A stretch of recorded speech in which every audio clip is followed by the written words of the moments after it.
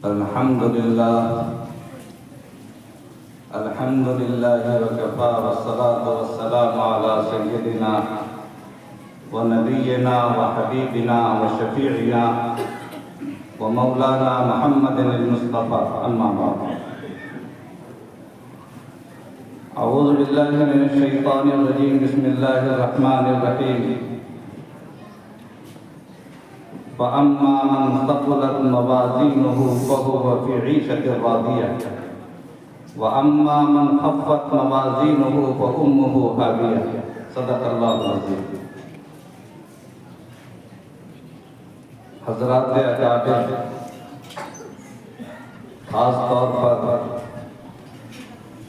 حضرت مولانا خلیل احمد راوت فلاحی جو دامت برکاتہ العالیہ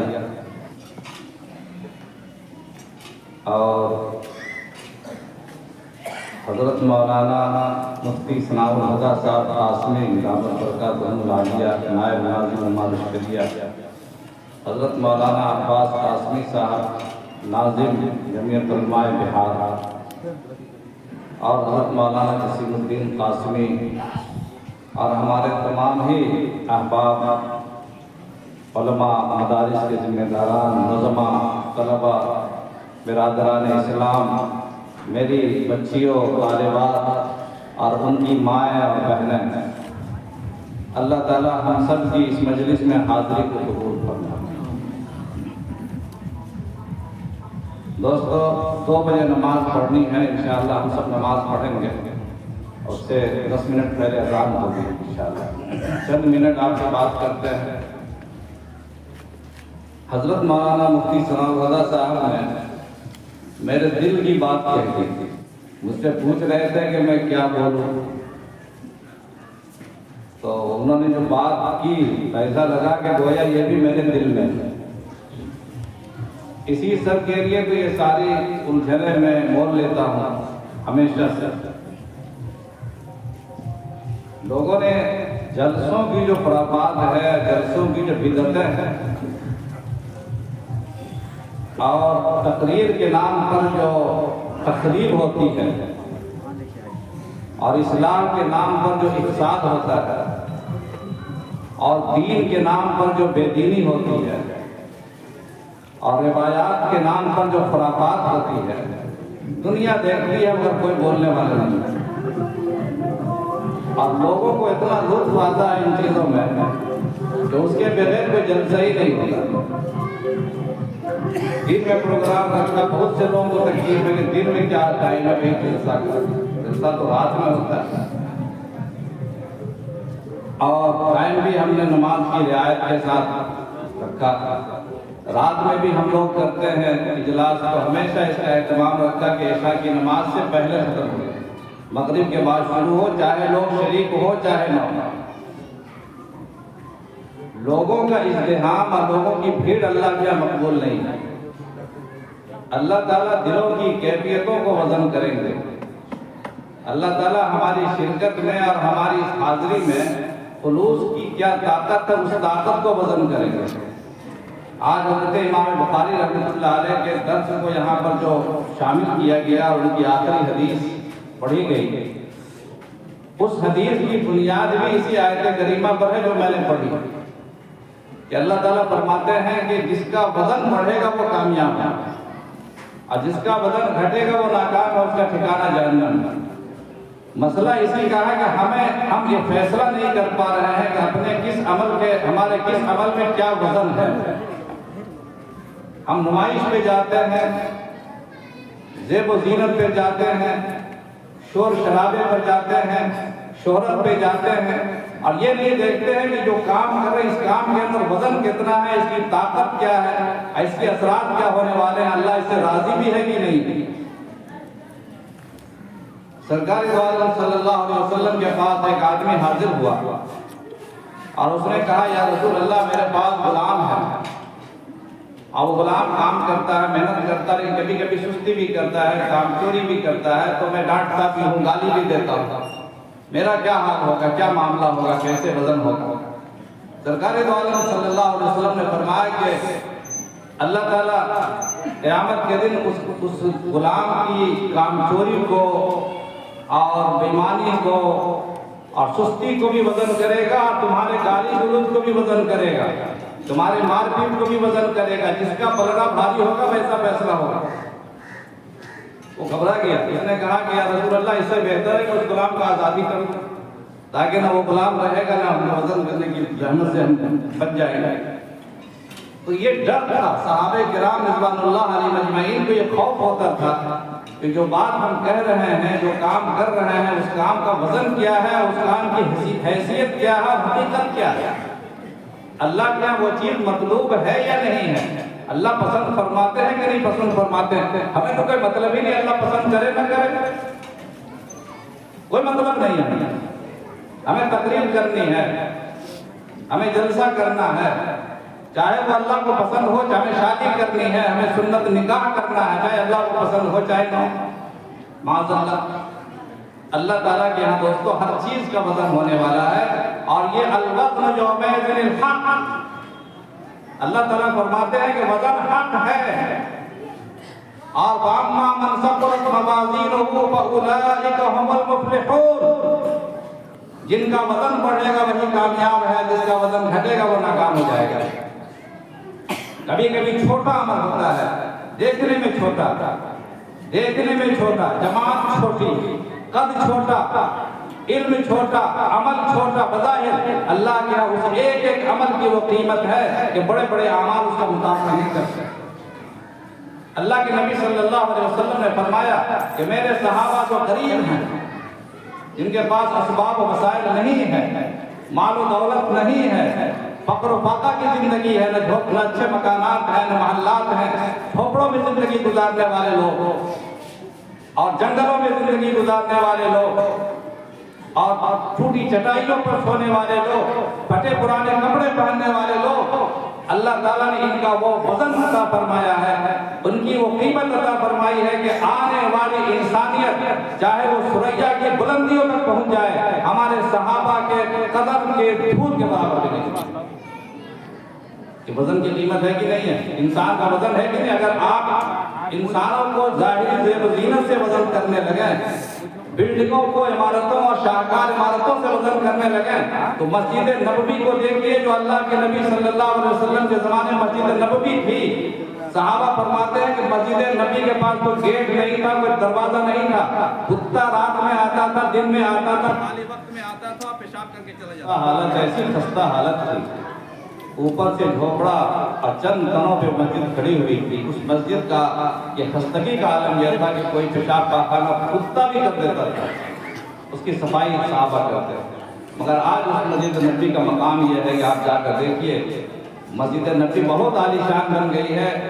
اس زمانے کا جو مدینہ پاک تھا سرکار دو عالم صلی اللہ علیہ وسلم کے زمانے میں، آج وہ پوری مسجد نبوی ہے، اتنی بڑی مسجد ہو گئی۔ اس زمانے کا مدینہ آج مسجد نبوی ہے، لیکن اس مسجد نبوی کے درمیان رسول اکرم علیہ السلام کے زمانے کی جو مسجد تھی اس کا نشان بنا دیا گیا ہے کہ یہ حدود ہے جو سرکار دو عالم صلی اللہ علیہ وسلم کے زمانے میں مسجد تھی۔ دنیا اس کے لیے انتظار میں رہتی، کب میرا نمبر آئے گا اس میں جانے کا، میں نماز پڑھوں، میں وہاں جا کے تھوڑا ذکر کروں، اللہ سے مانگوں، جبکہ اس سے خوبصورت وہی اتنا ہی خوبصورت دوسرا علاقہ بھی ہے اور وہاں کو جانے کو تیار ہے۔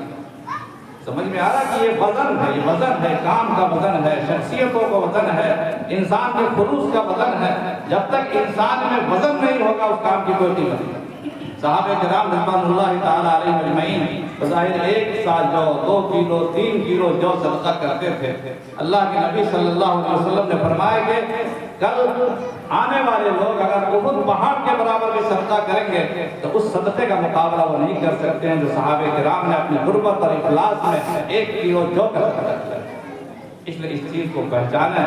ہمارے مقررین بھی، ہمارے جلسہ کرنے والے بھی، سننے والے سب سے زیادہ فساد کرنا چاہتے ہیں۔ مسئلہ ہم سننے والوں کے کان کی لذت اور سننے والوں کی خواہشات کے ہم تابع ہو گئے، اور ہم چاہتے ہیں کہ ہمارے سننے والے ہم کو پسند کریں، ہمارے مدرسے کو چندہ دیں۔ رزق دینے والا اللہ ہے، مدرسہ چلانے والا اللہ ہے، ورنہ اگر مدرسہ انسان چلاتا تو بڑے بڑے مدرسے قائم ہوئے، بڑے بڑے نوابوں اور بادشاہوں نے قائم ہوئے، کیے، اب ختم ہو گئے، اور غریب کی چٹکیوں پر چلنے والے مدرسے آج بھی زندہ ہے اور قائم ہے۔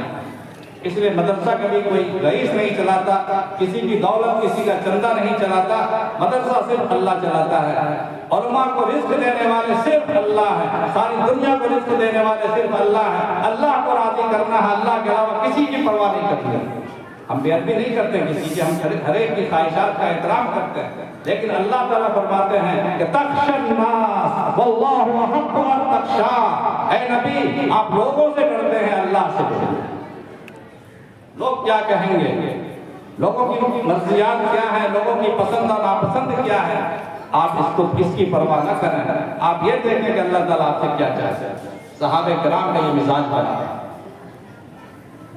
اب میں ان مقررین سے معذرت کرتے ہوئے جو لوگ کہ اپنے جلسوں میں چترویدی وغیرہ کو بھی بلاتے ہیں کہ چترویدی لوگ آئیں گے تو تھوڑا سا مزہ آئے گا اور لطف سے سنیں گے لوگ، آپ یاد کیجئے کہ اللہ کے نبی صلی اللہ علیہ وسلم کی مجلس میں حضرت عمر بن خطاب رضی اللہ تعالیٰ عنہ تورات کا نسخہ لے کر چلے آئے۔ تورات صحیح کتاب ہے، غلط کتاب ہے؟ بولیے آپ، اللہ کی کتاب ہے کہ نہیں ہے؟ قرآن کہتا ہے کہ تورات اور انجیل یہ اللہ کی کتاب ہے، منزل من اللہ ہے۔ قرآن نے کہا ہے جگہ بجگہ کہ فیہا ھدی و نور، تورات میں ہدایت بھی ہے، نور بھی ہے۔ تورات ایک ایسے نبی کی کتاب ہے، ایک ایسے جلیل القدر پیغمبر کی کتاب ہے، حضرت موسیٰ کی، جس کا تذکرہ قرآن کریم میں سب سے زیادہ ہے۔ ایسے پیغمبر کی کتاب حضرت عمر فاروق رضی اللہ تعالیٰ عنہ لے کر اللہ کے نبی صلی اللہ علیہ وسلم کی مجلس میں تشریف لے آیا۔ وہاں مجلس میں حضرت ابوبکر صدیق رضی اللہ تعالیٰ عنہ صلاۃ والسلام کی خدمت میں حضرت عمر فاروق رضی اللہ تعالیٰ عنہ تورات کا نسخہ لے کر آئے اور آپ سے عرض کیا کہ یا رسول اللہ یہ اللہ کے نبی حضرت موسیٰ کی کتاب ہے۔ وہ یہ سمجھ کے آئے تھے کہ حضور اکرم علیہ السلام خوش ہوں گے کہ اللہ کے نبی کی کتاب ہے، سارے انبیاء بھائی بھائی ہیں، حضور خوش ہوں گے کہ ایک نبی کی کتاب لے کر آئے ہیں۔ پڑھنا شروع کیا، لیکن سرکار دو عالم صلی اللہ علیہ وسلم کے چہرے پر ناگواری یا غصے کے آثار نظر آئے۔ مجلس میں حضرت ابوبکر صدیق رضی اللہ تعالیٰ عنہ جو محرم اسرار نبوت ہیں وہ موجود تھے، اور بھی صحابہ تھے۔ حضرت صدیق اکبر رضی اللہ تعالیٰ عنہ نے حضرت عمر کو ٹھوکر ماری کہ عمر دیکھتا نہیں ہے، تلاوت کیے چلا جا رہا، پڑھا چلا جا رہا۔ حضور اکرم علیہ السلام کے چہرے مبارک پر شکن ہے، غصے کے آثار ہیں۔ حضرت عمر کو پڑھنے کے دھن میں حضور اکرم علیہ السلام کا چہرہ نہ دیکھ پائے تھے۔ جب چہرہ پر نظر پڑی اور حضور کے چہرے کا غصے کے آثار محسوس ہوئے، فوراً انہوں نے کہا کہ میں پناہ مانگتا ہوں اللہ کے غضب سے اور اللہ کے رسول کے غضب سے، اور توبہ کی۔ اب پھر حضور اکرم علیہ السلام نے فرمایا کہ تم تورات کا نسخہ لے کر آئے ہو، اگر صاحب تورات بھی آج موجود ہوتے تو انہیں بھی میری اتباع کرنی پڑتی۔ حضرت موسیٰ زندہ ہوتے انہیں میری اتباع کرنی پڑتی۔ اب میں زمانے کا پیغمبر ہوں، کائنات کا پیغمبر ہوں، انسانیت کا پیغمبر ہوں۔ اب تورات، انجیل، زبور کا دور ختم ہو چکا ہے، اب محمد رسول اللہ کا دور ہے، خاتم الانبیاء کا دور ہے، امام الانبیاء کا دور ہے۔ یہ تعلیم دی اللہ کے نبی صلی اللہ علیہ وسلم نے، اور فرمایا کہ اگر موسیٰ زندہ ہوتے تو انہیں میری اتباع کے سوا چارہ کار نہ تھا۔ ثابت ہوتا ہے کہ نبی کی مجلس میں، سیرت النبی کی مجلس میں، مسلمانوں کی مجلس میں، ایمان والوں کی مجلس میں صرف اور صرف اللہ اور اللہ کے نبی کی کتاب پڑھی جائے گی اور کوئی کتاب نہیں پڑھی۔ لیکن آپ اگر قرآن کریم پڑھا جائے، قرآن سے تقریر کی جائے تو مزہ ہی نہیں آتا، حدیث سے تقریر کی جائے تو مزہ ہی نہیں آتا۔ اور اگر توحید اور انجیل، اب جو نسخہ ہے ہم لوگوں کے پاس اس کا پتہ نہیں، تورات سنانے والا تو کوئی ہے ہی نہیں۔ چترویدی کا مطلب ہے وید سنانے والا، اور وید آسمانی کتاب ہے کہ نہیں ہے، اور صاحب کتاب اللہ کے پیغمبر تھے کہ نہیں تھے، اسے کچھ پتہ نہیں ہے، کوئی ثابت نہیں ہے، غیر ثابت النسب کتاب ہے۔ لوگوں کا خیال ہے، وہ سمجھتے ہیں، ان کا اعتقاد ہے، ان کو برا والا نہیں کہتے، ان کا اپنا اعتقاد ہے، ان کی اپنی آستھا ہے، اپنی محبت ہے، ان کی محبت ان کو سلامت ہو۔ لیکن اگر ان کی مجلسوں میں آپ جائیں یا پھر ان سے بات کریں، اس حوالے سے جائز ہے۔ لیکن ہمیں اپنی مجلسوں میں کوئی گنجائش نہیں ہے کہ ہم اللہ کے نبی کی کتاب کو، قرآن کو چھوڑ کر غیر خدا کی کتاب، غیر رسول کی کتاب کو ہم حوالہ بنائیں اور اس کو ماخذ بنائیں اپنی تقریر کی۔ اس کی کوئی گنجائش نہیں۔ حضرت ام سلمہ رضی اللہ تعالیٰ عنہ اللہ کے نبی صلی اللہ علیہ وسلم کی زوج مطہرہ اور وہ حضرت یوسف علیہ السلام کی داستان لے کر آ گئی تھی۔ یوسف علیہ السلام بھی مستند پیغمبر ہیں اور حضرت یوسف کے نام پر پوری سورت ہے قرآن کریم میں، لیکن جب داستان یوسف سنانا شروع کیا، سرکار دو عالم صلی اللہ علیہ وسلم نے ان سے بھی یہی جواب دیا کہ اگر یوسف آپ زندہ ہوتے تو انہیں میری اتباع کرنی چاہیے۔ کیا کریں گے ہم لوگ؟ اسی لیے ہم لوگوں کو یہ اہتمام کرنا چاہیے کہ جلسہ کرنے والوں کو اس کی نیت بھی دریافت کریں اور کون لوگ آ رہے ہیں وہ بھی دریافت کریں۔ ہم یہ نہیں کہتے کہ چترویدی لوگ بے مصرف ہیں، ان کا بھی ایک مصرف ہے۔ مصرف کہاں ہے؟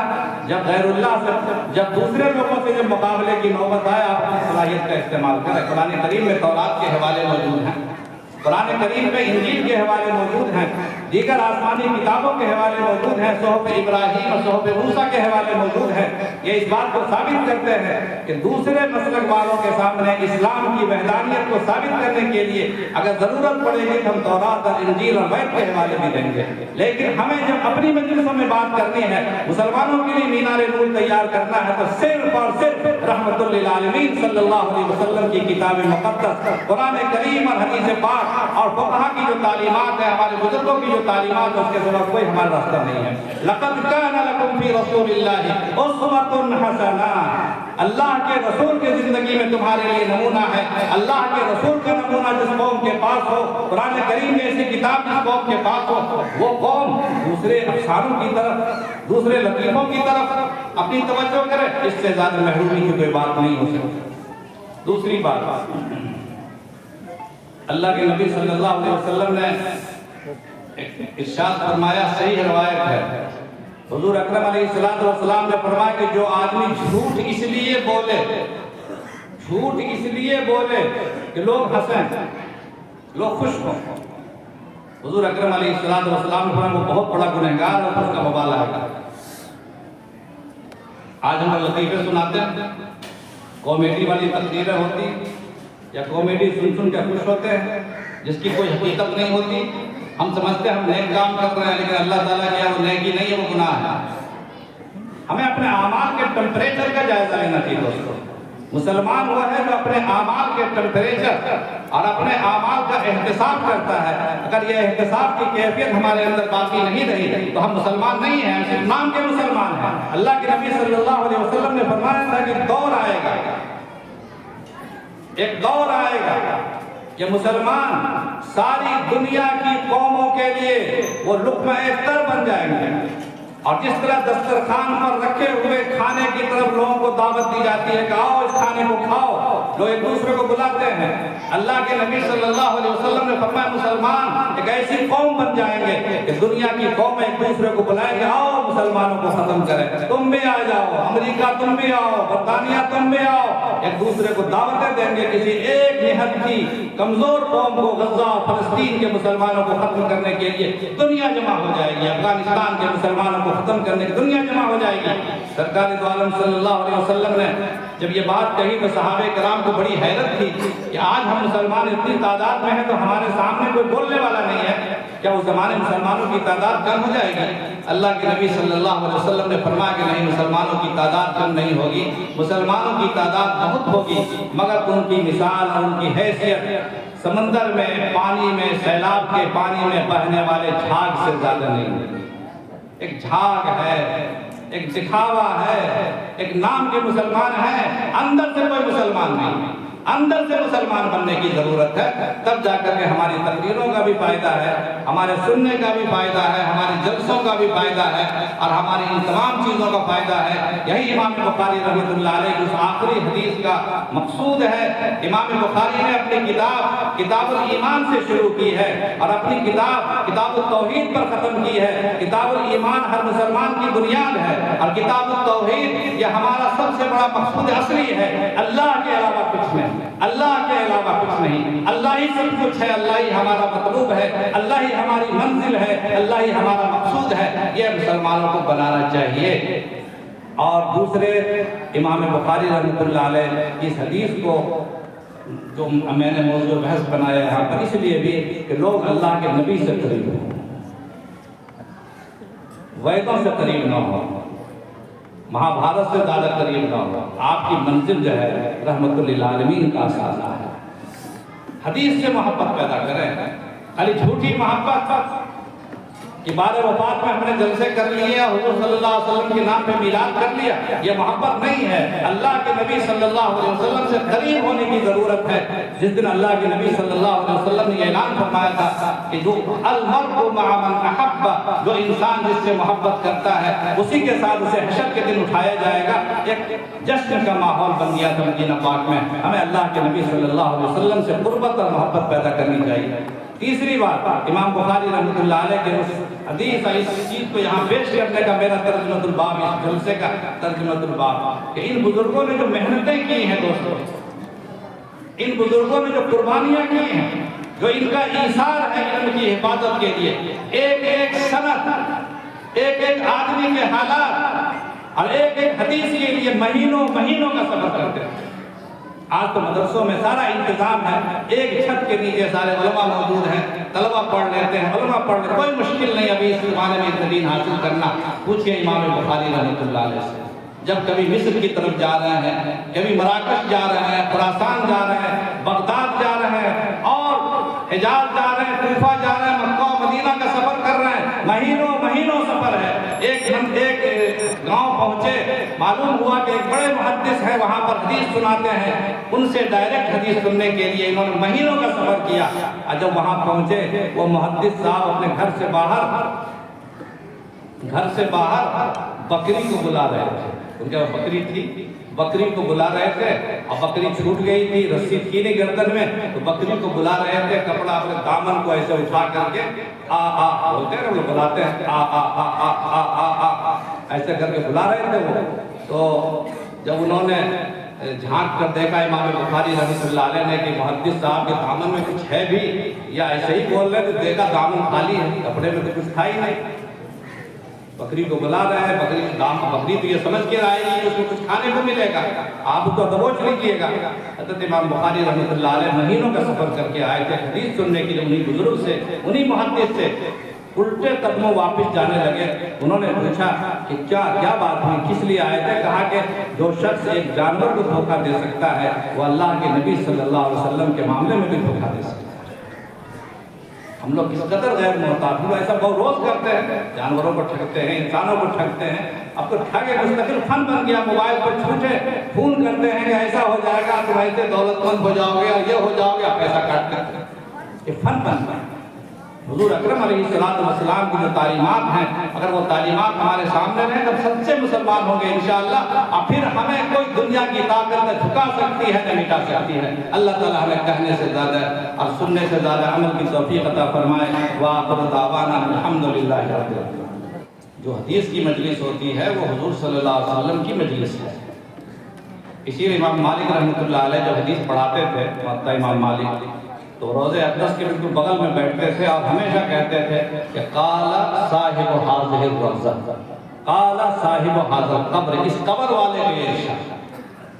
اسی لیے اگر کہا جاتا ہے کہ اگر کوئی انسان، کسی انسان نے اگر حضور کی مجلس صلی اللہ علیہ وسلم کی مجلس نہیں پائی ہے، اسے چاہیے کہ حدیث کی مجلس میں شریک ہو۔ اب امام بخاری رحمۃ اللہ علیہ نے بڑی محنت سے مرتب کی تھی، 16 سال میں تو انہوں نے ترجمۃ الباب لکھا، آپ کتاب مرتب کی۔ ہر حدیث لکھنے کے وقت پہلے، ہر حدیث لکھنے سے پہلے وہ 2 غسل فرماتے تھے اور 2 رکعت نماز پڑھتے تھے۔ ہر حدیث لکھنے سے پہلے غسل کرتے تھے اور کیا کرتے تھے؟ 2 رکعت نماز پڑھتے تھے۔ اور کتنی حدیثیں بخاری شریف میں؟ 9082 حدیثیں، 9082 حدیثیں۔ اس کا مطلب ہے کہ 9082 مرتبہ انہوں نے غسل بھی کیا ہوگا اور 9082 مرتبہ انہوں نے 2 رکعت نماز بھی پڑھی ہوگی۔ کیا انہوں نے دل پایا ہے؟ ترجمۃ الباب انہوں نے جو عنوانات قائم کیے ہیں وہ سارے کے سارے خود مدینہ مدینہ پاک میں رہ کر روضہ اقدس کے سائے میں بیٹھ کے مدینہ پاک میں رہ کر مکہ معظمہ میں رہ کر انہوں نے وہ تمام عنوانات قائم کیے، پہلے عنوانات قائم کر کے تب حدیث انہوں نے مرتب کی۔ اس لیے ختم بخاری کی مجلس میں جو دعا کی جاتی ہے وہ اللہ قبول فرماتے ہیں، اور ہمیشہ سے معمول رہا ہے کہ جب کوئی آفت ہو، کوئی مصیبت ہو تو ہم لوگ ختم بخاری لوگ کراتے تھے، پوری بخاری کے ختم کرواتے تھے، اس سے بھی اللہ تعالیٰ آفتوں کو ٹال دیتے تھے اور دعائیں اللہ تعالیٰ قبول فرماتے تھے۔ ہمارے انور صاحب نے کے بیوی کیا اعجاز الچوکیدار صاحب بتان کے ماشاءاللہ بہت مشرہ، اور پتہ ہی نہیں چلتا ہے کہ وہ سپاہی ہیں کہ وہ اصلی مسلمان ہیں۔ اللہ تعالیٰ ان کی حفاظت فرمائے۔ ان کی بیوی بیمار ہے۔